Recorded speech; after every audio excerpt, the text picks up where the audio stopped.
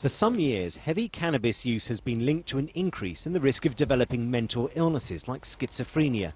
But now an international team of researchers have found that young people who smoke cannabis regularly, more than 4 times a week, risk a reduction in their IQ, the way intelligence is measured.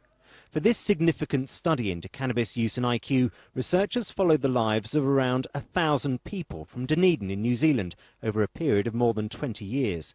They assessed them as children and then re-interviewed them repeatedly up to the age of 38.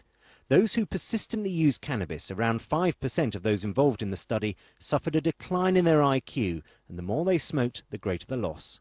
Of the 1,000 people that we studied, all those in their generation in one city, 75% of them used cannabis at some point, and most of those people had no difficulty with their cognitive abilities. It was only the smaller group, about 5% of the population, who started using cannabis regularly, most days a week, when they were teenagers, who show that cognitive decline. Around 2 million people in the UK are thought to smoke cannabis. Half of all 16 to 29-year-olds have tried it at least once.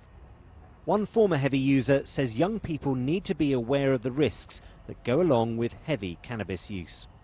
I think it's just really another danger sign for any young person that's thinking of taking cannabis, that not only is it illegal, not only is it bad for your health and can cause psychosis, but it can also affect your IQ as well. So the more messages that we can get out there, just warning people of the dangers of it, then hopefully the happier lives people will lead.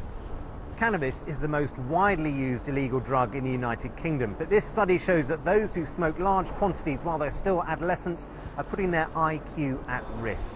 And the researchers say there's no sign that cutting back or stopping cannabis use can restore that lost IQ. Dominic Hughes, BBC News.